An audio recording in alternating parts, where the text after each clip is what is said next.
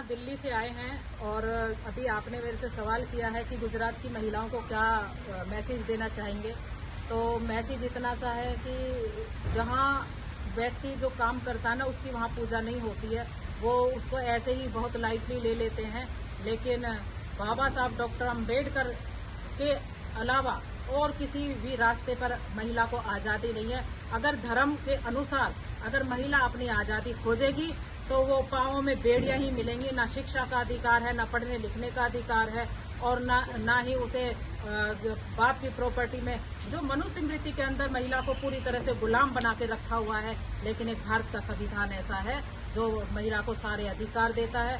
क्योंकि बाबा साहब पहली बार अमेरिका गए थे तो उन्होंने अमेरिका की तुलना भारत की महिलाओं से की थी और उन्होंने ये देखा कि भारत की महिलाएं तो केवल और केवल घर तक सीमित हैं और अमेरिका की महिलाएं जो कंधे से कंधा मिला करके पुरुषों के काम कर रही थी। तो बाबा साहब ने वहां भी एक संकल्प लिया था कि मैं भारत की महिलाओं को आजाद कराऊंगा। ऐसा नहीं है भारत में आकर के बाबा साहब ने केवल बहुजन महिलाओं के लिए काम किया, नहीं, उन्होंने तमाम महिलाओं के लिए काम किया। चाहे वो ब्राह्मण की महिला हो, 4 वर्ण के अंदर जितनी भी महिलाएं आती हैं इस धरती के ऊपर, भारत भूमि के ऊपर अगर कोई महिला है, कोई लड़की है तो उसे जो अधिकार दिए हैं वो हमारे बाबा साहब डॉक्टर अम्बेडकर ने दिए हैं हिंदू कोड बिल के तहत। और फिर उन्हें अलविजामा भारतीय संविधान में भी बाबा साहब ने दे दिया। तो गुजरात की धरती पर आकर के मैं गुजरात की बहनों को अगर मेरा ये मैसेज उन तक जाता है तो मैं यही प्रार्थना करना चाहूंगी, यही रिक्वेस्ट करना चाहूंगी कि धर्म के अंदर आपका कोई कल्याण नहीं है।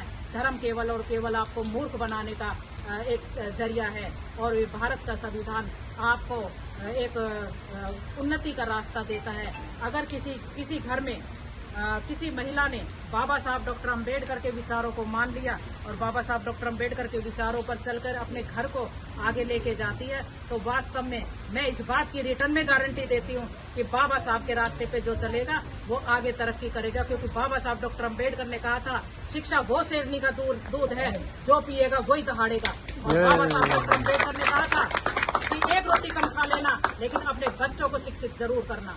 क्योंकि शिक्षा एक ऐसी धारणा है जिससे आप किसी भी अंधविश्वास में नहीं फंसोगे, किसी भी मानी हुई बातों को, काल्पनिक बातों को आप नहीं मानोगे। लेकिन विज्ञान एक ऐसी चीज है जिसको आप तथ्य के आधार पर साइंटिफिक तौर पर उसे प्रूव कर देते हैं कि ये बात हमें माननी चाहिए। तो हमें बाबा साहब के रास्ते पर चलते हुए सारी की सारी बातें सच्ची मिलेंगी। और जब तक हम इन मनुवादियों की बातों में रहेंगे तो अपना भी मूल नाश करेंगे और अपने परिवार का भी मूल नाश करेंगे।